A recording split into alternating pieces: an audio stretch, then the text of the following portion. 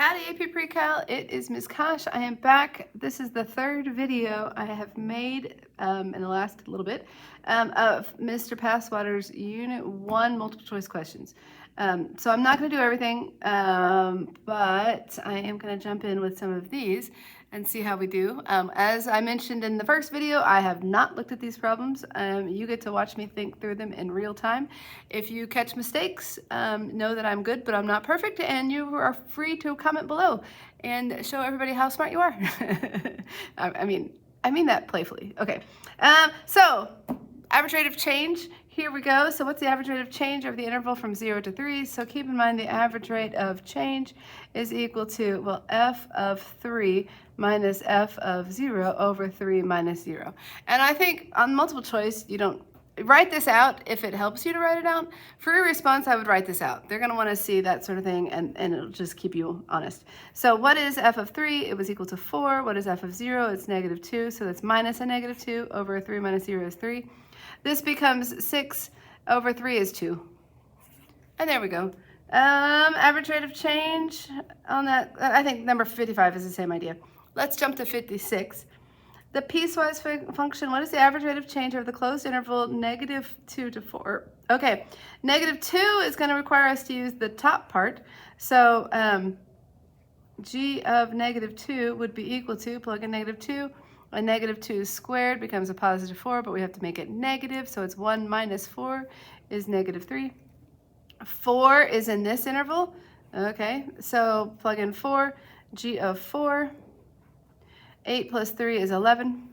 If I make mistakes, know that it happens, but comment below. Okay, so we're doing g of 4 minus g of negative 2 over 4 minus negative 2.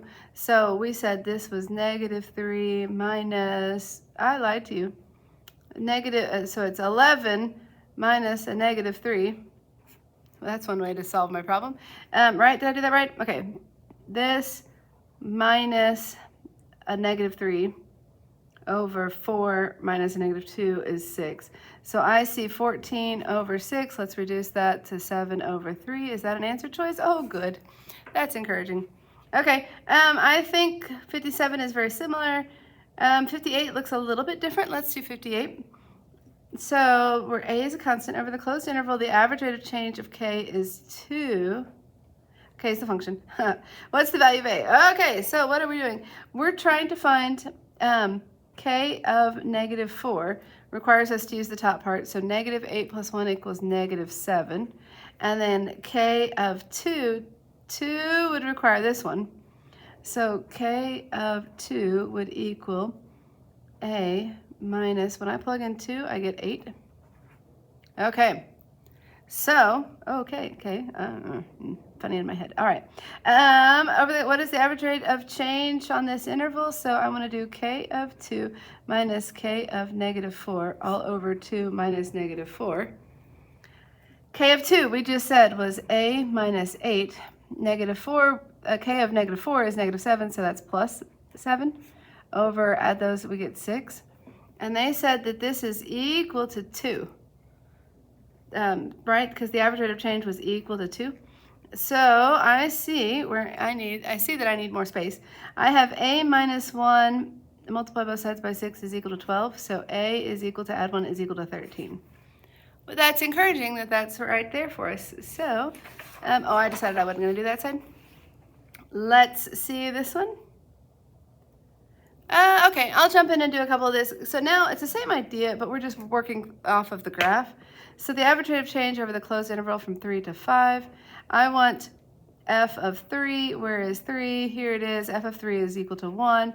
F of 5 is equal to f of 5 is equal to 2.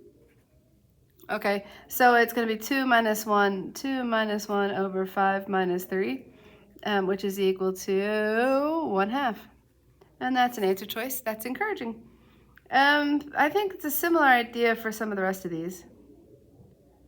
Oh, 62 is good. Okay, so the average rate of change over those intervals, so f of 4 is equal to 1 minus f of 0 is equal to negative 3. So this is equal to, this one is, average rate of change is equal to 1. Here, f of 8. Oh, you can't see what I'm doing. Well, that's what I'm working off of. I don't know how to get both of them on the screen. Can you kind of see it?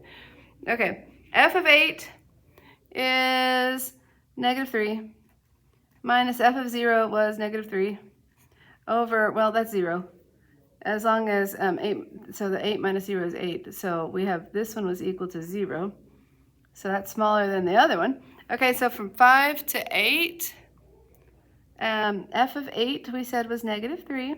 F of 5 is 2, so minus 2, that's -5 over 3.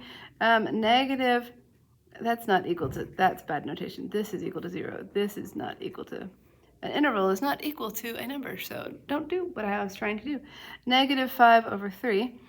So far that's the least, so from 6 to 8, our average rate of change seems to be, what is that, -1? Because we have a slope of -1, which this would be more negative than that. Let's see, let me make sure I'm not totally crazy. -3 minus a -1 over 8 minus 6. This becomes a plus, so this is a -2 over 2. That's -1. I knew it all along. I think that answer choice is C.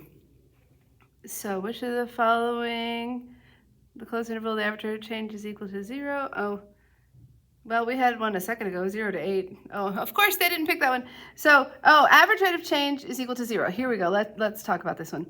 Keep in mind what we want to do is our average rate of change is equal to f of x2 minus f of x1 over x2 minus x1.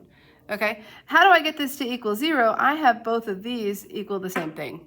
So I need the same y values. So let's check from 0 and 2. 0 and 2, do they have the same y value? Nope. Okay, 2 and 4, I was almost going to say they had the same y value. Why do they not? Because this is a hole, and that's where that y value is. So had it been defined there, then that would have been the correct answer. That was clever. Good job. Okay, 2 to 5. Oh, look at this. So this one was kind of sneaky. They both have the same y value because it's defined up here, and there's that one. So I think that's our answer. 2 to 6 would be not correct. So 2 to 5 is lovely. Okay, oh my. Here we go.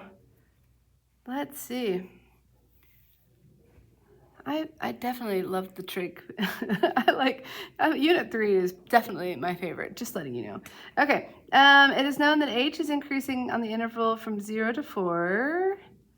What of the following could be true? Okay, it's concave down because the average rate of change over equal length intervals is increasing. Okay, concave down would not be average rate of change increasing, it would be decreasing. So that statement is wrong. I don't even have to look at the chart. Concave up because it's increasing, that might be fine, but we have to look. Concave down because it's decreasing, that is correct, but we need to look at the graph. Concave up because the average rate of change is decreasing. Concave up, oh, that was, okay, so concave up is where it's increasing, so no, that's not correct. So now let's see.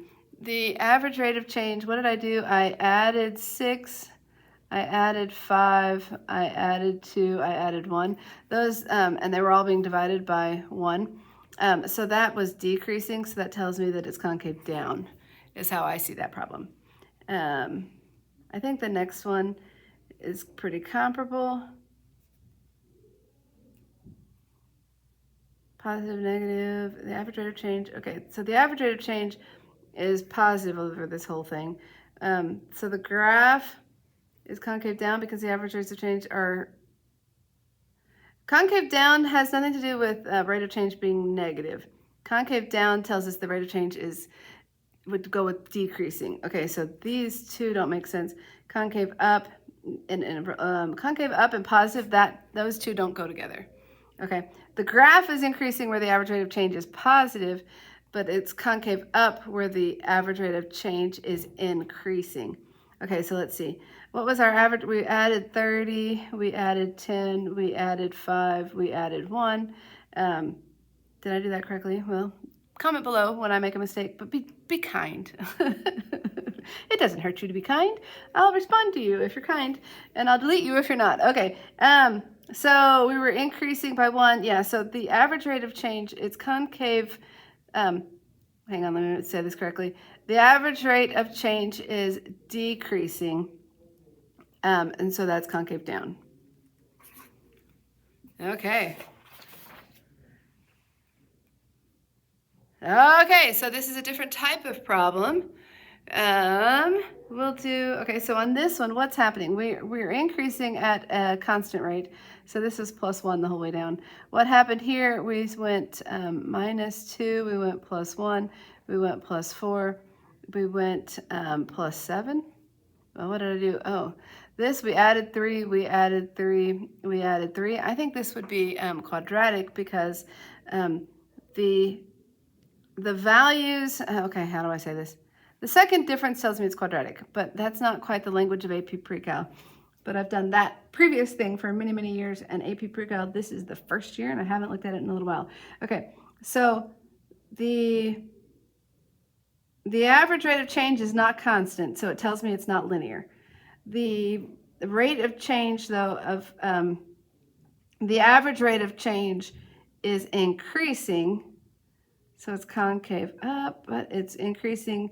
The average rate of change is increasing at a constant rate. It's quadratic. Well, let's see. It's not linear, it's not linear, it's quadratic, quadratic. Okay, let's see which of these two we agree. It's best modeled by a quadratic equation because the rate of change over consecutive interval input, the rate of change is this first one. Because the change in the average rate of change, that's it, that's the part we care about. The change in the average rate of change is constant, which tells us it's quadratic. Whoo, doggy, this is going to be a fun test, you guys. Can't wait to see how you do.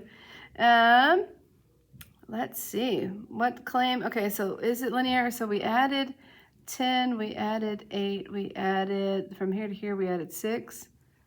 We added 4. Okay, so that's not linear because that rate of change, but then from here to here, we subtracted 2, we subtracted 2, we subtracted 2.